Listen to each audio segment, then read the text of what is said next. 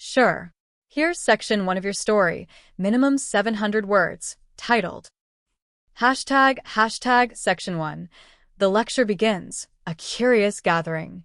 It was the third solar rotation of the Zenthary cycle, and already the grand auditorium of the Interstellar Institute of Xenopsychology was overflowing. Students, scholars, and envoys from across the galaxy jostled for a spot, an unusually high turnout for a course that had long been considered niche, even fringe. The lights dimmed, bioluminescent panels humming quietly as the speaker took his place at the center of the hall's levitating stage. Professor Threlvac of Corsai, a being whose mantle of glittering neural fronds swayed with intelligence, activated the holodeck with a single flick of his upper tentacle. A hush fell over the auditorium. The air tasted of ozone and curiosity. Today, he began, voice resonating through the implants of hundreds of species, we discuss the apex predators of the known universe. There was a wave of excitement, a topic always ripe with mystery. The crowd anticipated tales of the mantac carnivores from the dark moons of Zeltern or the thermoplasmic devourers of Cygnus A. But what appeared on the projector was a soft blue planet, small, unassuming, rotating quietly around a yellow star. Earth. A low hum of confusion echoed through the auditorium. Humans, Threlvac said, his voice layered with gravity. Homo sapiens. Origin. Soul. 3. A species most of you would consider frail. Physically inferior. Emotionally erratic. Primitive. Some of you, I'm sure, have even met them. A gangly insectoid raised an appendage. Professor, with due respect, aren't they mostly harmless? They eat plants, live in metal boxes, and obsess over sound vibrations they call music. A ripple of laughter coursed through the audience. Professor Threlvac's fronds darkened slightly, a Corsai sign of irritation. Harmless, he repeated. Tell me, what does your species do when faced with overwhelming odds? The insectoid blinked. We retreat. Or surrender. And what do humans do? They fight. No, the professor corrected. They adapt, then overwhelm, then dominate. Another voice, deep and resonant, rumbled from the back. A crystalline entity from the Chihale clade clicked its facets in agreement. But they lack claws, energy sacs, or exoskeletal armor. How can such a species be considered apex? The stage shifted subtly as Threlvac descended to eye level with the audience. He gestured, and the holodeck zoomed in on a group of early humans running across a prehistoric savanna. They are apex not because of strength, he said, but because of mind, will, obsession. On the display, a small human band chased an antelope not with speed, but with relentless endurance. For hours, they pursued the beast until it collapsed, not from injury, but exhaustion. Persistence hunting, Threlvac narrated. No venom, no traps, no direct engagement, just raw strategy and resilience. They turned their greatest weakness, their fragile bodies, into a tactical advantage. Another wave of silence fell. Every known predator in this galaxy has a limit. They kill to eat, to protect, to survive. But humans? They kill for sport, for revenge, for principle, or worse, just to see if they can. He changed the projection again. Now it showed a montage of images, humans launching themselves into the vacuum of space on rockets that barely held together, diving into ocean trenches with nothing but reinforced metal, scaling mountains taller than atmospheres, voluntarily entering war zones. They challenged death not as an enemy, but as a dance partner, Threlvac murmured. A gelatinous entity named Kolth from the outer rims pulsated with disbelief. That's madness. No, the professor replied. That's humanity. He turned, his fronds brightening as he paced. Have you wondered why, in every galactic survey, humans rank in the top percentile for cultural diversity, technological acceleration, and psychological unpredictability? A few nods, some nervous, because they evolved to never be satisfied. Every achievement is a stepping stone. Every piece, temporary. Where you see stability, they see stagnation. Where you see comfort, they see complacency. The projection flickered again, this time to Earth's history. Empires rose and fell in centuries. Technological revolutions occurred in mere decades. Languages died, religions changed, entire societal structures were built and destroyed in what galactic standards would call the blink of an eye. No other species burns its own world to fuel its ambitions, he added coldly. And yet, they always survive. The silence was now heavier. Many of the students leaned forward, the laughter from earlier all but gone. I do not bring this to your attention to glorify them, Threlvac said. I bring it to warn you, because this galaxy, has made a terrible mistake. He let the pause linger. It assumed that humanity could be observed like a primitive, studied like a specimen, integrated like a new trade partner. A new image filled the holospace. A human in powered armor, standing atop a wrecked battlefield, staring up at the stars. They are not joining the galactic community because they want peace, Threlvac finished. They're joining it because they've outgrown their planet, and they're looking for something bigger to conquer. Would you like to move on to Section 2, or revise/add anything to this section first? Certainly. Here is Section 2 of your HFY story, with a minimum of 700 words. Hashtag Section 2, The Anatomy of a Predator, Mind over Muscle. Professor Threlvac allowed the final image from the previous segment to linger in the holographic field, a lone human standing atop a twisted metal landscape, smoke curling behind them as if the world itself had surrendered. His neural fronds flickered with cautionary tones as he turned back to the now uneasy audience. You look at them and see soft flesh, brittle bones, and short lifespans, he began, voice lowered but firm. But you misunderstand the anatomy of a predator. The screen shifted again. Now, it displayed a cross-section of the human brain alongside a timeline of its evolutionary development. Neural pathways glowed in red and gold as Threlvac gestured with a twitch of his limb. Other apex species evolved to dominate physically. Humanity evolved to dominate mentally, to outthink, outplan, outlast.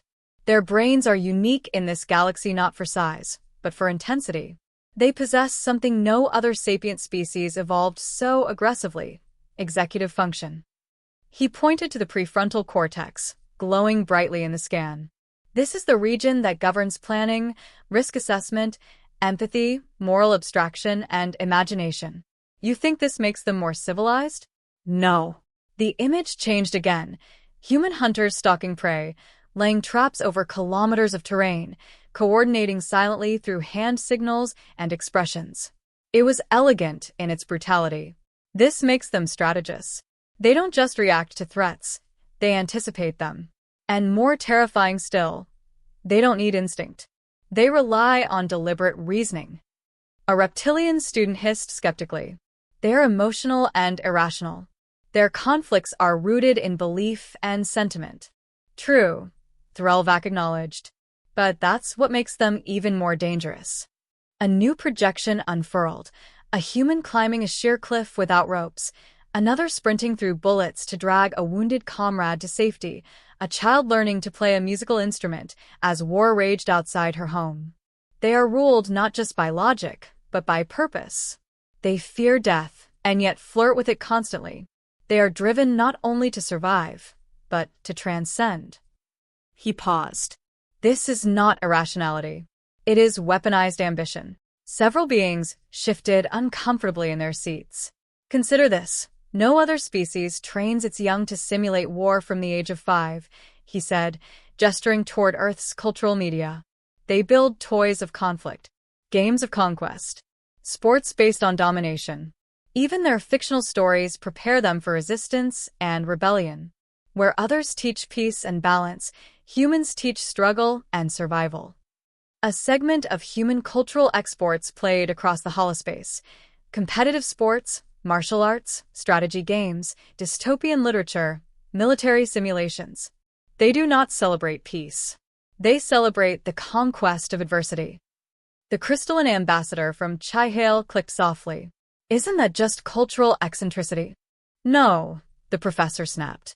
It is evolutionary conditioning. Generation after generation, they teach themselves to be harder, smarter, more dangerous. He pulled up a sequence of human technological development.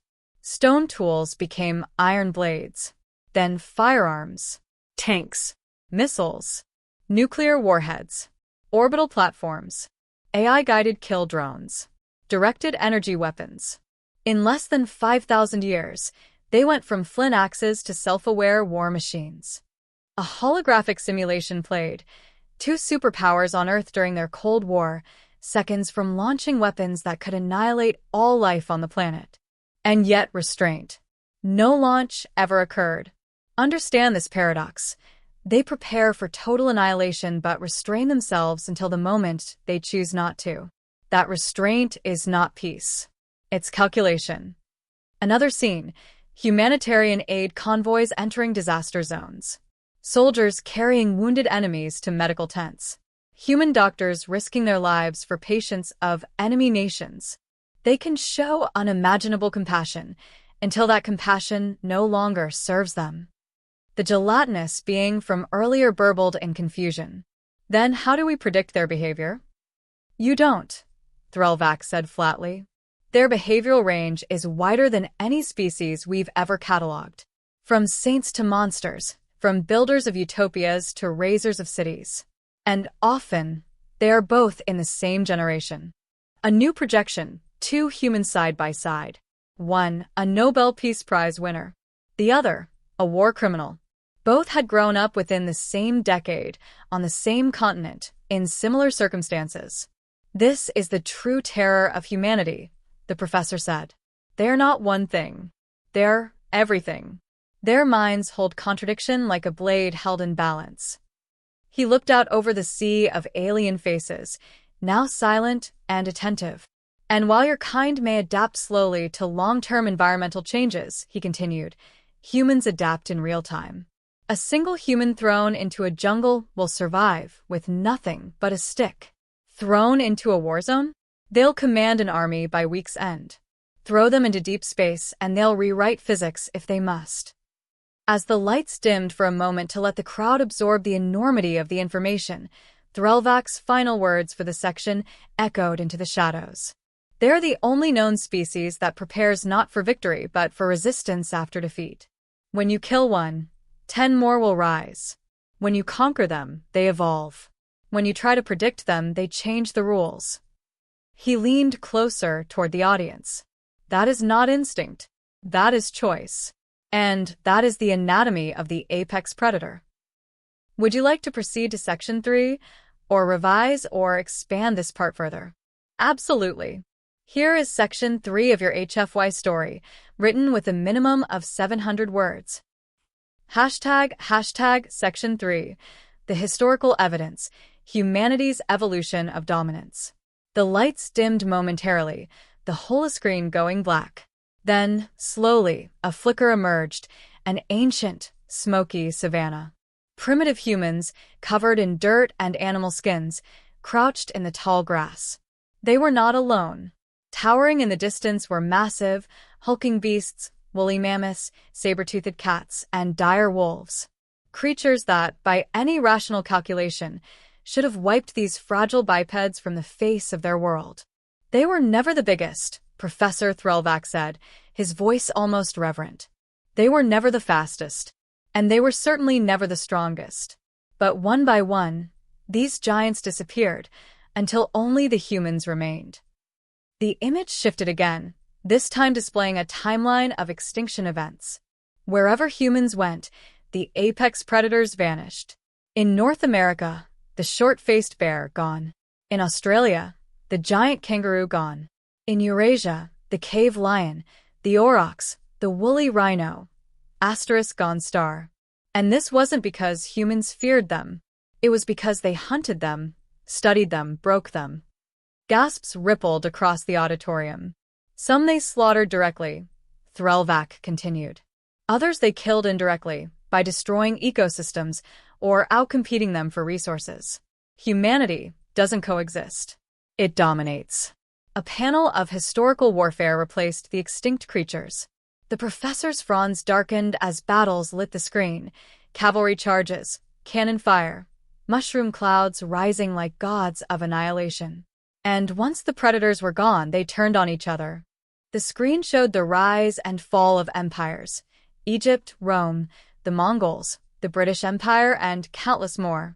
Each one rose with unimaginable speed, claimed vast swaths of territory, and fell just as violently, only for the next to rise. They built systems only to break them, forged alliances only to betray them. Every cycle of human history is marked not by peace, but by conflict refinement. He zoomed in on Earth's 20th century, a particularly brutal chapter. World wars, genocides, cities leveled. And amid the carnage, the birth of computers, vaccines, satellites, and nuclear weapons. No species should progress this fast while bleeding this much. Yet they did. They thrive in chaos. A crystalline student from Chihale raised a shimmering hand. But isn't that a primitive stage of civilization? War for dominance? Eventually, they'll evolve beyond it. Professor Threlvak's voice sharpened. No. They're not warlike because they are primitive. They are warlike because they are efficient. Every great leap in their civilization came from conflict. The internet? Born from Cold War defense systems. Rocketry? Weaponized before it was commercialized. Even their medical advancements, many of them tested on battlefields. He let that sink in. Now consider this. Even after nearly destroying themselves with weapons of mass destruction, they didn't choose universal peace. They chose deterrence. They balanced on the edge of extinction for decades. And they called it mutually assured destruction. The holoscreen flashed the image of two human leaders shaking hands, smiling, while their nations sat with fingers poised on nuclear triggers. It wasn't diplomacy. It was predator standoff. Threlvak pulled up a psychological profile of Homo sapiens, overlaid with a comparative chart of other sentient species. One section was highlighted in glowing red. Resilience.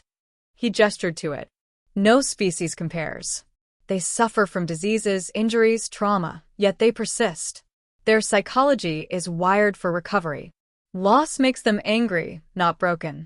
Pain teaches them, not stops them. He changed the screen again. Images of survivors. A girl learning to walk with a prosthetic leg after bombing. A boy reading under the only street lamp left after his village burned. Old veterans rebuilding cities. They have normalized struggle. They teach their children that pain builds character.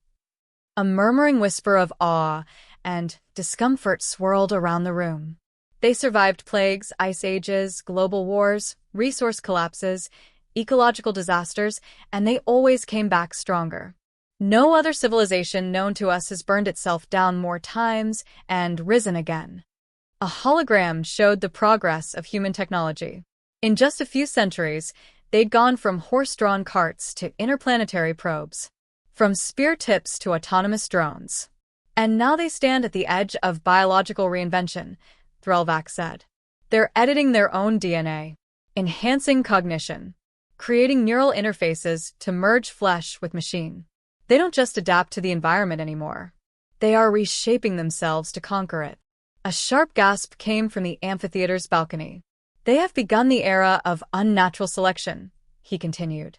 Where other species evolve over millennia, humans now evolve in decades, by design. He paused, letting the weight of that settle across the minds in the room. And what's most terrifying, he whispered, is that their motivation is never simply survival.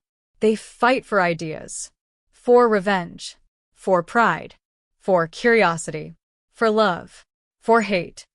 A series of human slogans flashed behind him. Asterisk, asterisk, because it's there. Asterisk. Asterisk, asterisk, never again. Asterisk. Asterisk, asterisk, we do these things not because they are easy, but because they are hard. Asterisk. Asterisk, asterisk, vengeance is mine. Asterisk. These are not survival instincts.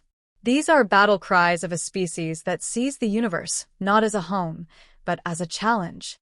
He turned off the projection and faced the silent crowd. Every apex species has an upper limit, a final form, a plateau of dominance. But humanity, He shook his head slowly. Humanity hasn't even reached its final shape. And the universe may not be ready for what comes next. Would you like to move on to Section 4, or pause to revise, or expand anything first? Certainly. Here's Section 4 of your HFY story, with a minimum of 700 words. Hashtag Section 4. The warning. What comes after Apex? The lights of the grand auditorium faded into a somber shade of violet, a visual cue for gravity among the Corsi. Professor Threlvac stood still now, his fronds neither swaying nor illuminating. The room, filled with hundreds of sentient beings from across the galaxy, had long passed its initial levity. Curiosity had been replaced by reflection. Fear had begun to seed itself in the silence between the professor's words. We've spoken of evolution, of dominance, of adaptability, Threlvac began softly. But now, we must speak of consequence. The holoscreen flared to life again. This time, it displayed a slow pan across Earth's orbit. Human satellites drifted in clusters like technosilt. Abandoned space stations spun on broken axes. Scarred hulls of ancient weapons platforms drifted in eternal silence. This is what remains after their wars, Threlvac said. A legacy of expansion written in debris and obsolescence. They build not for permanence, but for iteration. Every creation is a prototype for the next. The screen shifted again. Earth, now distant in the frame, as a human-built colony flickered into view on the Martian surface. Another on Luna, one on Titan, one further still, around Proxima Centauri. They do not stop, he said. They do not rest. Every obstacle they overcome becomes the fuel for their next obsession. And if something cannot be overcome, he paused as the image changed, showing Earth's biosphere, suffering from the centuries-long scars of industrialization, extinction, and climatic upheaval. They accept the cost. A murmur of disbelief moved through the crowd. A being from the Arathi Confederation raised a long, spined limb. But why would a species destroy its own cradle? How can they justify such recklessness? Threlvac's fronds finally moved again, slow and deliberate. Because, to them, the cradle is just the beginning. Earth was never the destination, it was the launch pad. Every act of exploitation, every industry, every sacrifice was weighed against a singular purpose, ascension. The holoscreen now depicted the interior of a human ship, rugged, functional, imperfect. Yet it flew. Against all odds and natural law, it carried its creators across the void. They are driven by the most dangerous belief in the known universe, that they are meant to go further. A student from the Selnari cluster, a race known for peaceful diplomacy and measured lifespans, rose hesitantly. But surely, if we guide them, show them unity and balance, they could be integrated into the interstellar community? Threlvac replied with a bittersweet tone. That was the dream of the early contact councils. That humanity would observe our diplomacy, learn our harmony, and follow our model. But we misunderstood something critical. He gestured again, this time to an ancient Terran myth, the story of Icarus. They don't fear consequences. They fly toward them. The image zoomed out, dozens of human ships now threading paths between stars. Some carried colonists, others soldiers, a few scientists or rogue explorers. They were not part of a coordinated expansion, they were spreading, fractally, chaotically, independently, driven by 1,000 motives, but all moving outward. You think you can contain that? Threlvac asked. They don't need consensus. They don't need orders. All they need is a challenge, and they will go, as one or as 1,000, into the dark to face it. Another alien, a diplomat from the Rutari Concord, raised its elegant voice. Then what must we do? War with them? No, Threlvac said grimly. War would only confirm their worst assumptions. It would unite their fragmented factions under a singular banner of defiance. They don't view war as a tragedy. They view it as a refinement tool. You fight them, you improve them. He stepped back, allowing the full galactic map to fill the screen. Dots of human expansion pulsed gently in red, stretching out from the soul system like veins of fire in the void. You cannot subdue them. You cannot tame them. You can only do one thing. Prepare star. Silence. Prepare for a future where humans are not guests in this galaxy, but architects of its new order. A future where their philosophies clash with ours, where their contradictions test our diplomacy, where their wars could make ours look like sparring rituals. He paused, then added, prepare not to defeat them, but to survive alongside them, because they are already here, and they are not waiting for our approval. He turned away from the screen now, addressing the auditorium directly. You call them unpredictable, violent, brilliant, and you are correct. But never forget, they are also curious. They seek allies. They crave connection. And that may yet save us. Another pause. But if we treat them as lesser, as beasts to be studied or threats to be caged, then we will wake a collective predator the likes of which this galaxy has never endured. The final image, a human child, no more than 5 years old, building a replica starship from discarded parts, eyes gleaming with wonder. Innocent, dangerous, potential incarnate. Threlvak's fronds dimmed at last, his voice a whisper. Humanity is not the final predator, because they are perfect. They are the apex because they refuse to be anything else. The lecture ended. The audience sat motionless. Some with awe, some with dread, all with understanding. Let me know if you'd like to compile this into a single document or make any edits or additions.